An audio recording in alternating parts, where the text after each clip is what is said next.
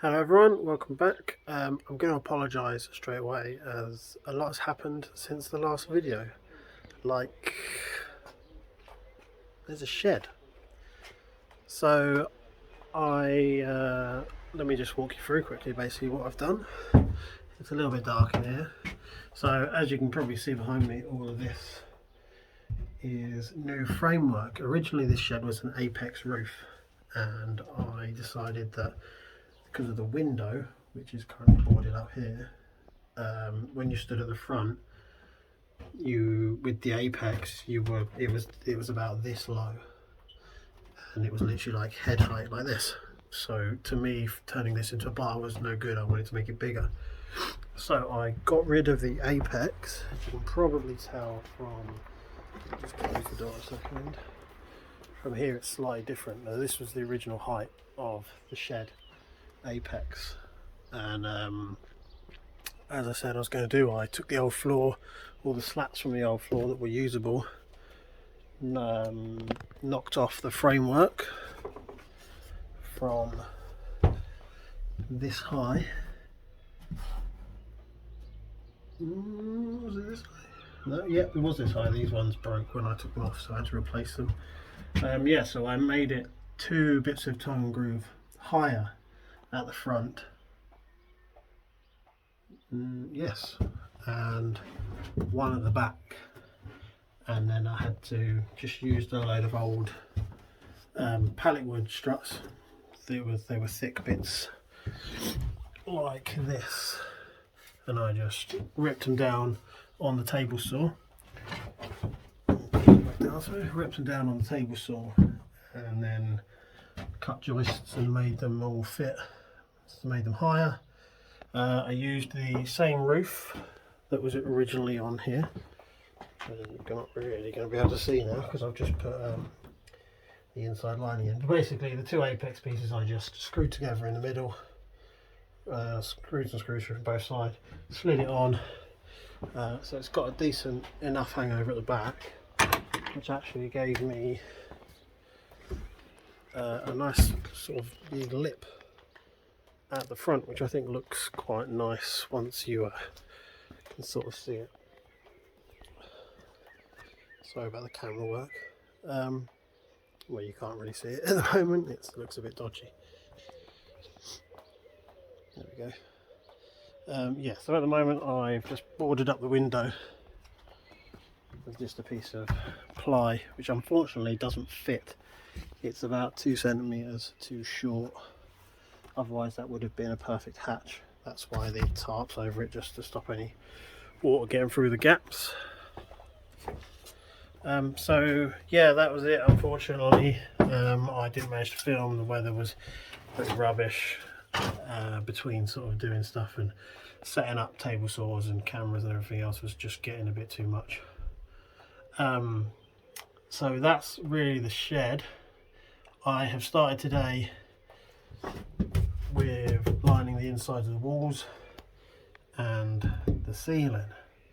So originally I'm going to go across this back wall, and then I'm going to do the front wall, because if I ever need to take the shed down, it's screwed in on the end panels from the side into the side wall. So then I literally only have to take off these 2 panels and what would be the panel this side of the door and this side of the door to be able to get it apart, and then I should just be able to drop it all out with the inside wall panels still on, as well as the roof should still come apart.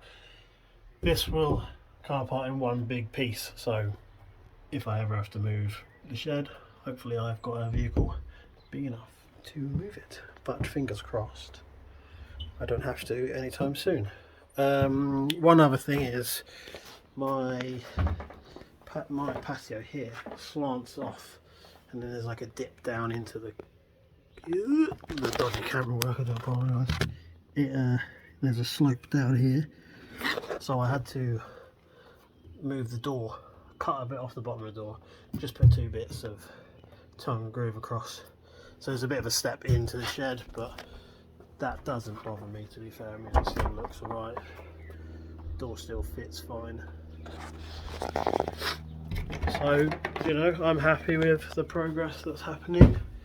I will try and make some more videos as it goes along. Unfortunately, this was not any detail as to what I did. Like I've said, just took off the apex part of the sides and then modified the front wall and the back wall. And then what I did is I screwed the two end walls together with it, and then proceeded to then modify these walls to fit.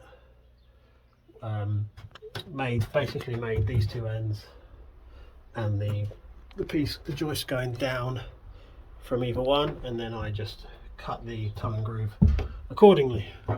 Again, same with the front, just obviously modifying around the door frame, and that was it. Used the existing door, as I said, just trimmed down the bottom so to just make the step in, just so when I open the door it misses the patio. Yeah, so again, sorry this isn't as much detail. I will try and get some more detail soon when I continue lining the inside of the walls. These are all just old plywood pallets from my workplace, which I've managed to grab about 6 at the moment. So, which are here. I've got about 6 or so more coming in the future, but they're going to be a couple of weeks till I get those because they're being used with stock. So we'll just make do with what we've got. But I should have enough to finish this back wall at least, and hopefully this part of the ceiling, because I want to get the ceiling up. I've put the ceiling up before the walls, just because these don't need trimming down. For this side is slightly thinner.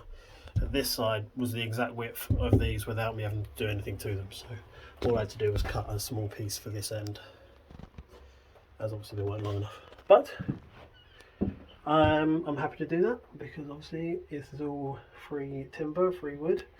The only thing I've currently spent at the moment is roof felt, which was 20 quid, £20, and I bought some paint down there, which again I think was maybe 15-20 quid. I think it was about £18 actually, so not too much. What, 38 quid so far, and I've pretty much got the structure done. I should have the whole thing lined with the plywood for 38 quid. You know, so far so good cost wise. I'm happy with that. So overall this is it. Size wise, you know, it's 5x8 now, flat roof, slight back, but overall I'm happy with it at the moment. Thanks for watching guys, take care, and I will try and get another video up soon, weather depending, but as we know in the UK here it's getting better, so still cold but the sun's coming out.